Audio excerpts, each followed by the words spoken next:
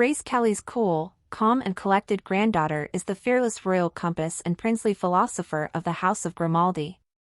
Should we all learn to relax like Charlotte Casiraghi?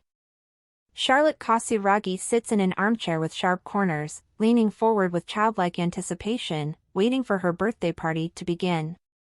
And this is indeed her kind of party, a literary salon in the late Karl Lagerfeld's photography studio, a spacious, light-filled room on Rue Lille in Paris's 7th arrondissement, where the floor-to-ceiling walls are lined with books. Her hair is gathered back in a sleek ponytail, and she looks up at the other women on stage, the Cameroonian writer Leonore Miano, the literary historian Fanny Aramat and the actress Anna Maglalis. Writer Marie Ndiaye sits in the front row, next to Casiraghi's husband, French film producer Dimitri Rassam, and Chanel's creative director, Virginie Viard, who will present the house's spring collection in a few days and conceived these meetings with Casiraghi when she became a Chanel ambassador 2 years ago. Unlike the crowd outside a typical fashion show, the crowd here is modest, a mix of enthusiastic French journalists and academics. In fact, the evening low-key and uninviting is much more in keeping with Casiraghi's preferred image. In her 36 years, the scion of the House of Grimaldi, Monaco's ruling dynasty, defies public expectations of an idle or unhinged member of the royal family. While her uncle Prince Albert II and his wife Princess Charlene supply the tabloids with news of their private lives, Casiraghi remains out of the spotlight, happy to do her duty, albeit quietly, and with free time for her own nerdy pursuits. During the quarantine, when the rest of the world was at home baking bread and planting zinnias, Casiraghi took advantage of the time to go back to university and take a philosophy course. She's not even active on Instagram, though she sometimes opens a personal account that matches her intellectual interests, at Charlotte_Philo_Monaco. Everyone is always surprised and says to me, "Oh, really? You're studying? We thought you were going to sit by the pool and chill," Casiraghi tells me. "I think when you're in the academic world, what matters is what you write. We judge you on your ability to think and do research, not on your family and lineage." Although Casiraghi is not known to carry the title of princess, a choice her mother, Caroline, Princess of Hanover, made to protect her daughter's autonomy, she is still 11th in line to the throne of Monaco and the most glamorous descendant of a legendary line following in the footsteps of her late grandmother, Princess Grace, née Kelly.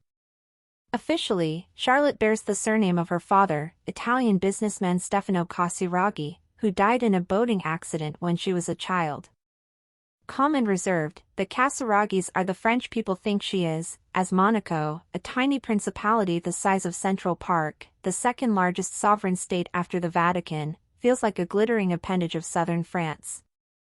The French press has breathlessly covered Casiraghi's every move, from her 4-year affair with French-Moroccan comedian Gad Elmaleh to her 2019 wedding to Rassam at the Prince's Palace, where her grandmother married Prince Rainier in 1956. "What strikes me most is her curiosity, her desire to learn new things," said professor and journalist Robert Maggiore, a former philosophy teacher at Casiraghi.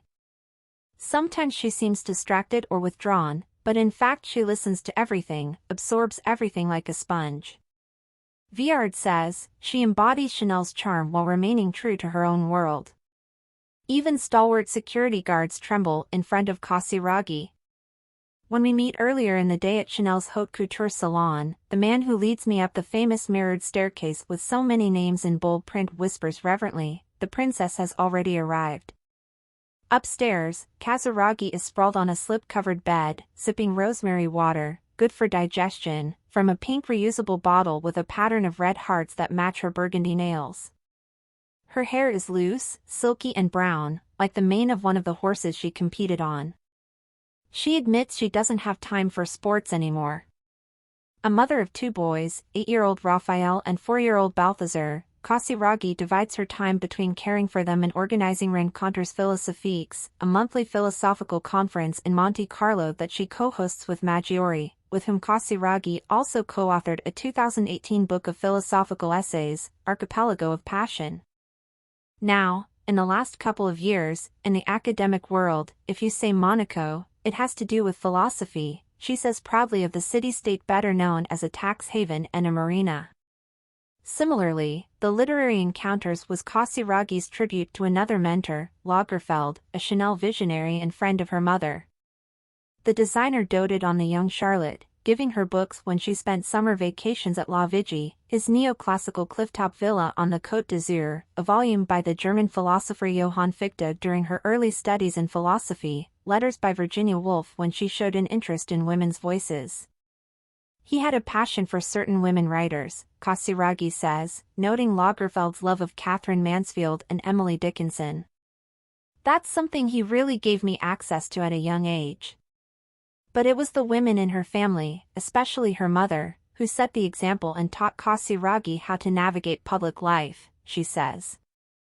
I would say one of the most important things I don't know how to translate into English, but the requirements en soi-même.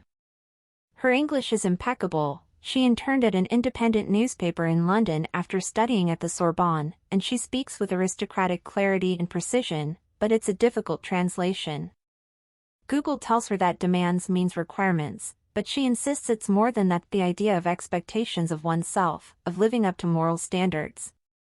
That no matter how successful you are, no matter how well you think you've done, you always have to fulfill those requirements, she says.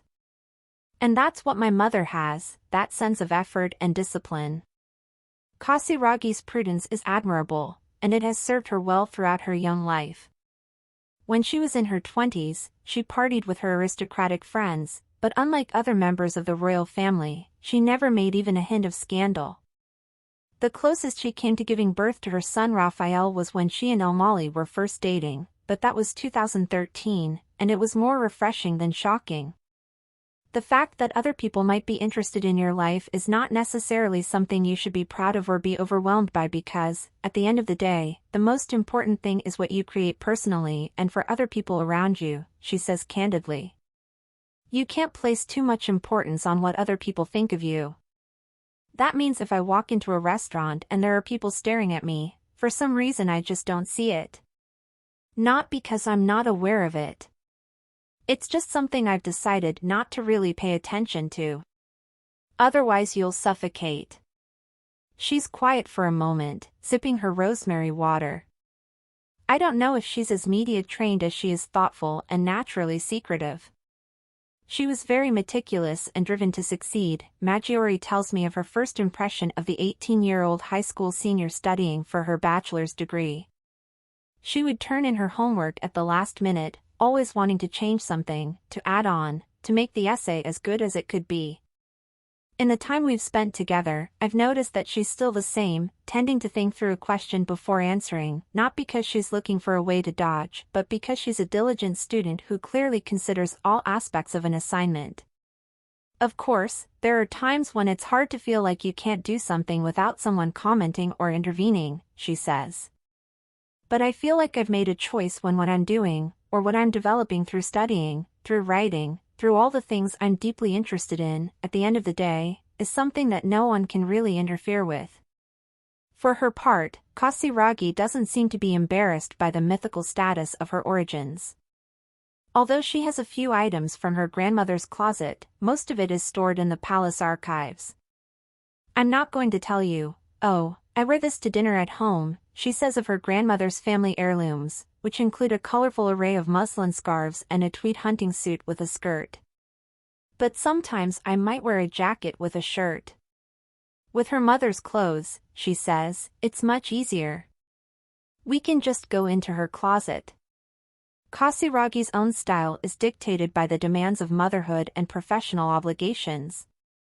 It's sneakers, a t-shirt and a blazer. Not that I necessarily like to dress like that, but with kids, I don't have time to decide what outfit to wear, she says, glancing over her outfit, wide black jeans with Chanel peep-toe socks and a quilted leather bomber. Today, I see the difference. The kids are not with me. I had a little more time this morning.